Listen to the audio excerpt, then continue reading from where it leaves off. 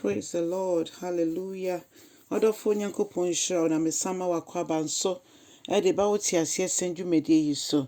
Odofo nyina beja atom so nyankopon ne ye di ne yie. Ene tema ye mompaye. Odomfo paye da wase wo ye no kwafo dodo. Woni ye di ne yie akra ye nso na wotwe wie ye nyina mo. Wa ma ye ho amasem Erade se yare bia wasa ye yare akwantu bia wo de ya akwaba. Erade efie tina bia wahwe ye nso yi efimo so ne esane nyina mo. Yeda wase ye mama kwan mo wo fie se wakro bibiara so. Omom gusu koskun so bekoso akro mo so. Ejuma ye fu akwantufo. Erade ye nyina abom kase yeda wase. Ene so ye bompa ye se Erade bedua wasem so akasa akire ye. Ye bompa ye se ye be ya so mre e de ama wasem. Setie ama wasem ne ya asem na yefo nso bi Erade de asiesie ho kosi se o Kristo Yesu ba befa yakọ se ye di kan ewo wo mo sense wo ba befa yakọ o ne nyina wa wonsem Erade wo na woni madwenkura wo dwene ye ho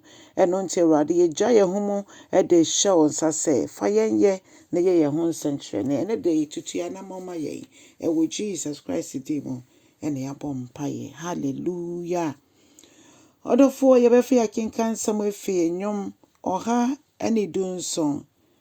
eye enchichemu mienu pe ba ko ne mienu sam ne nyina ne dodo no na etwa ye mfoni de chire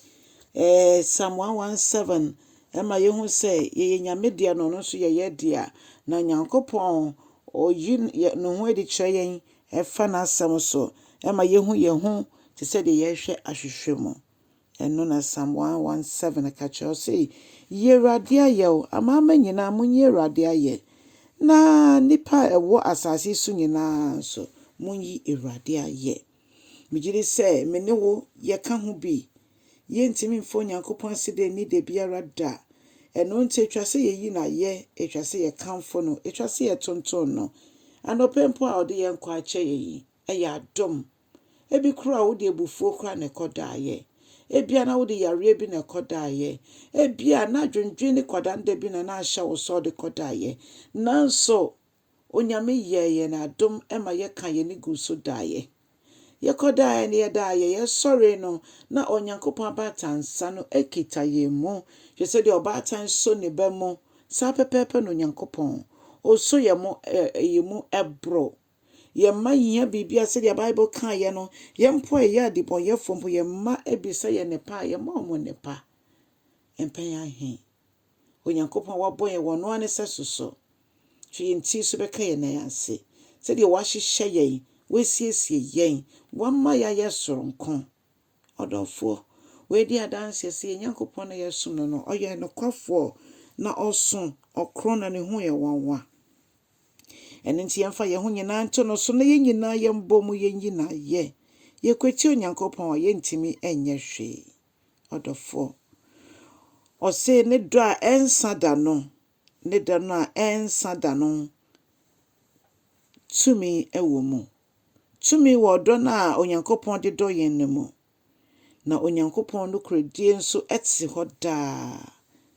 munyi Erade aye odofo ene onyame asem eche yen se na ya ye no a ye de ma nyankopon no eso a anepe ya ya sorry ede na eje ye bre ede na ye de ahye enimu ansa na ya ba betie nyame asem se no eye ye nkania ye makwan se eni ye kan ewo asase so ya brabo mu a ye be hu onyankopon ni onyame sanse onyankopon so ni madwen kro dwene ye hu na dwene ye papa enye bone adwene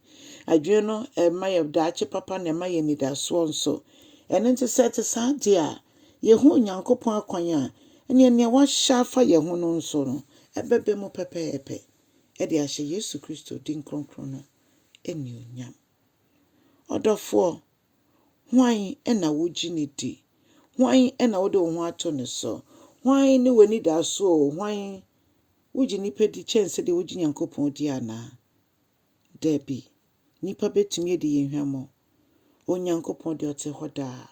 ono ne ye kra hweso fo no ono na wagi ye kra efi owuo mu na o siesie yen ekosise ye ne bese ekosi sɛ obeda ne ho ade ma yehu no ho sɛ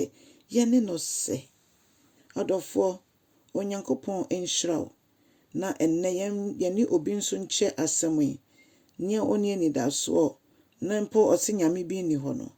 ma ohun sɛ Onyankopɔn ɔno na ɔbɔɔ no ma Onyankopɔn eni engye ye ho ebe yɛne afoforo kyɛ n'asɛm ɛwɔ nyame agya nyame ɔba nyame nkronkron din mu onyame nyɛ ɔkɛse no nhyira wo amen.